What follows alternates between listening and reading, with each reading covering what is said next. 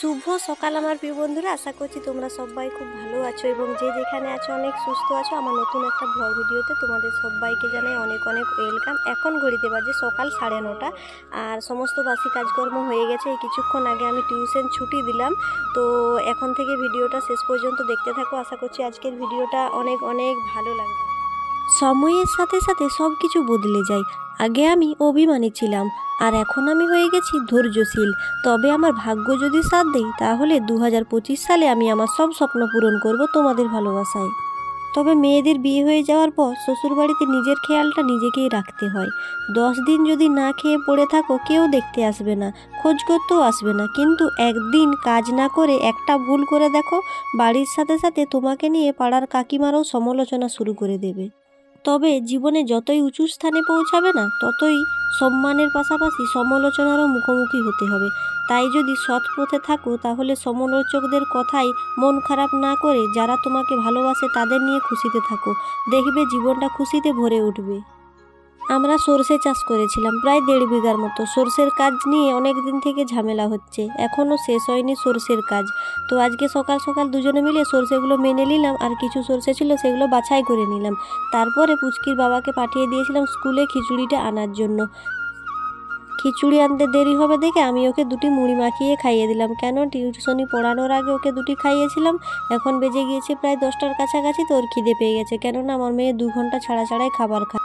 নিজের হাতে খেতে পারে কিন্তু সারাদিন লাগিয়ে দেবে, তার জন্য এখন আমি একটু তাড়াহুড়ো করে খাইয়ে দিচ্ছি, কেননা অনেক কাজ পড়ে রয়েছে। এদিকে দেখো তোমাদের দাদাভাই একাই কিন্তু সরষের কাজটা বেশিরভাগ করছে, আমি যখন সময় পাচ্ছি টুকুটাকি সাহায্য করছি। কেননা আমারও তো সংসারের কাজ রয়েছে বলো, মেয়ের কাজ রয়েছে, অনেক ধরনের কাজ রয়েছে, টিউশন পড়ানো, সেলাইয়ের কাজ। তো এদিকে দেখো সরষেগুলো বাছাই করা হয়েছে, খোসাগুলো যে অন্য একটা জায়গায় রেখে দিচ্ছে, কেননা এগুলো আর একদিন রোদে দিতে হবে, কেননা এর মধ্যে আরও অনেক সরষে আছে, রোদে দিলে ঝাড়াই করলে পড়ে যাবে আর কি। এদিকে দেখো আমি বাসনগুলো ধুয়ে নিচ্ছি। টিউশন পড়ানোর আগে তো সব বাসন ধুতে পারিনি, কিছু কিছু বাসন রয়ে গিয়েছিল, সেগুলো এখন আমি ধুয়ে নিচ্ছি। মাঝে মাঝে মনটা খুব কাঁদে নিজের অবস্থা দেখে, কি ভেবেছিলাম আর কি হচ্ছে। অনেক স্বপ্ন নিয়ে প্রতিদিন অনেক কষ্ট করে ভিডিও বানাই এবং এই সোশ্যাল মিডিয়া আসাটা এতটাও সহজ ছিল না। তবে আমি জানি সফলতার পথে কাটা থাকবেই, কিন্তু যে থামে না সে একদিন গন্তব্যে পৌঁছায়। স্বপ্ন সহজে ধরা দেয় না, তাকে জয় করার জন্য অনেক জ্বলতে হয়, নিজেকে ভাঙতে হয় এবং নিজেকে নতুন করে গড়তে হয়। প্রকৃতির সময় কখনো প্রতারণা করে না মানুষের সাথে, সে শুধু দেখে কে অপেক্ষা করতে জানে, কে লড়াই করে শেষ অবধি। তবে এই রাস্তায় যখন নেমেছি শেষ আমি দেখেই ছাড়ব। চলো বন্ধুরা, প্রতিদিনের মতো আমি আমার সংসারের টুকিটাকি কাজকর্মগুলো করতে করতে তোমাদের কিছু কমেন্টের রিপ্লাই দিয়ে ফেলি, যেগুলোর আশাতেই প্রতিদিন নতুন নতুন ভিডিও নিয়ে আসি এবং তোমাদের সুন্দর সুন্দর কমেন্ট পড়ে আমার মনে আবার নতুন উৎসাহ জাগায়।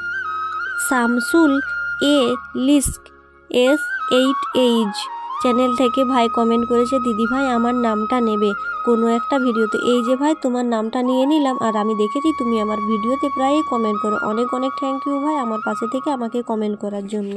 তনুশ্রী 39 থেকে একজন দিদিভাই আমায় কমেন্ট করেছে, তুমি কিভাবে ভিডিও এডিটিং করো, বইয়ের পাতার মতো উল্টে উল্টে যায়, এটুকু ভিডিও করে দেখাও।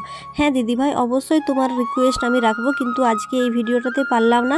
আমি একদিন সম্পূর্ণ একটা এডিটিংয়ের ভিডিও নিয়ে আসবো, আমি কোথা থেকে ভিডিও করি, কোন অ্যাপ থেকে ভিডিও করি, সম্পূর্ণভাবে তোমাদের ভালোভাবে বুঝিয়ে দেবো। দেখো সরষে মেলামেলির কাজ আমাদের প্রায় হয়েই গিয়েছে, আর কিছুগুলো বাকি রয়ে গেছে, কেননা একটু জায়গার অসুবিধা আছে। এগুলো সব কমপ্লিট হয়ে গেলে ওই বাকিগুলো মিলে দেবো।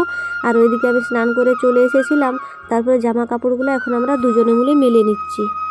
আজকে একটু অন্যদিকে দড়ি টাঙানো হয়েছে জামা কাপড় মেলার জন্য, কেননা এখানটাতে না প্রায় বিকেল পর্যন্ত রোদ থাকে, তাহলে জামা কাপড়গুলো শুকিয়ে যাবে।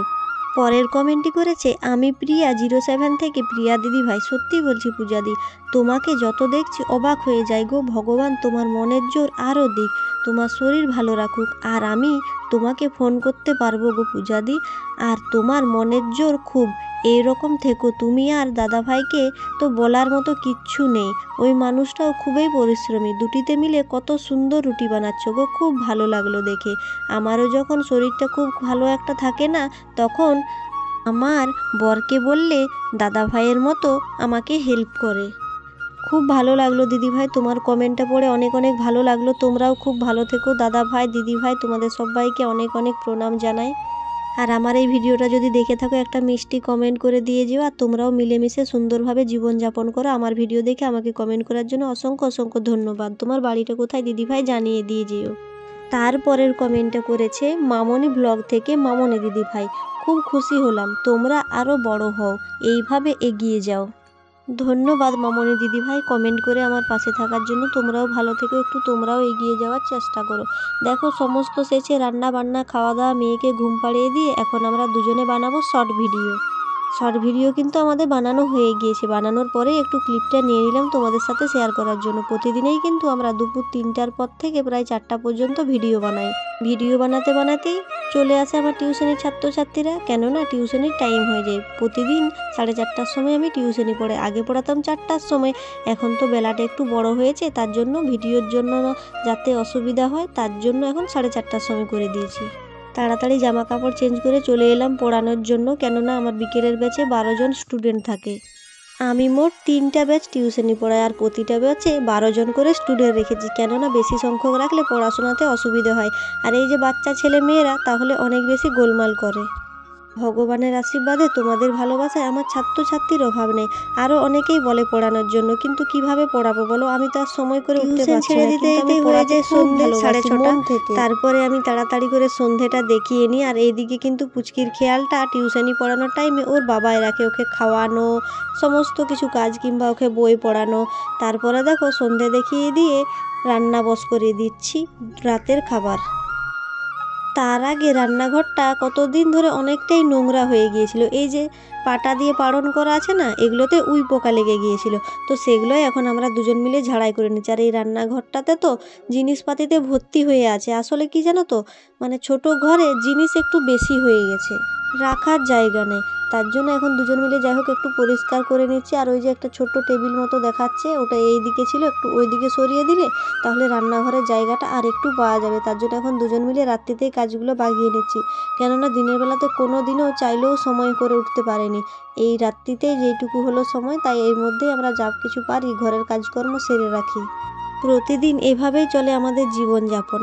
এর মাঝেও অনেক কিছু হয়, অনেক কাজকর্ম হয়ে থাকে। সব সময় তো ক্যামেরা ধরে ভিডিও করা সম্ভব নয়, বলো বিরক্তও লাগে, কিন্তু সত্যি বলতে কি ভিডিও করতে ভালোবেসে ফেলেছি। ভিডিও করতে এখন অনেকটাই ভালো লাগে, তাই যতটুকু পারি ক্যামেরায় তুলে রাখার চেষ্টা করি। তবে আজকের ভিডিওটার আমি কিছু কথা বলবো, যেটা তোমরা থাম্বনেলে এবং টাইটেলে দেখেছো, আশা করছি অনেকটাই বুঝতে পেরেছো। তো গরিব ছেলেকে বিয়ে করে আমি কি অনেকটাই ভুল করেছি, সেসব বিষয়ে তোমাদেরকে বলবো। না বন্ধুরা, আমি কোনো ভুল করিনি। ভুল তো তখন করতাম যদি আমরা দুজনে কিছু না করতে পারতাম। গরিব বলে কি মানুষ নয়? আর ভগবান, তিনি সবাইকে তৈরি করেছেন, এই জন্মে কাউকে ধনী কাউকে গরিব।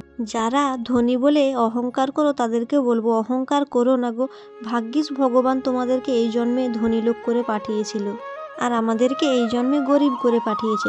দেখো আগের থেকে রুমটা অনেকটাই সুন্দর লাগছে। হ্যাঁ, এটা ঠিক, গরিব ঘরে বিয়ে করেছি বলে অনেক ধরনের কাজ করতে হয়। ধনী বাড়িতে বিয়ে হলে হয়তো এত কাজ করতে হতো না, কিন্তু আমার কোনো অসুবিধা হয় না, কেননা আমি নিজে কাজ করে নিজে রোজগার করে সুন্দরভাবে আমার সংসার চালাতে পারছি। আমার বিয়ে হয়েছে 4.5 বছর হতে গেল, আমি কিন্তু এখনও আমার কোনো অভাব বুঝতে পারিনি। এখন আমি যে জায়গায় আছি, প্রতিদিন একটা একটা করে খুব ভালো নতুন শাড়ি নিতে পারবো, কিন্তু শুধু শাড়ি নিতে হবে না, সংসারটার দিকেও তাকাতে হবে। এখন যে আমি টিউশনি পড়াই, ওই টাকা দিয়ে আমার সংসার সুন্দরভাবে চলে যায়।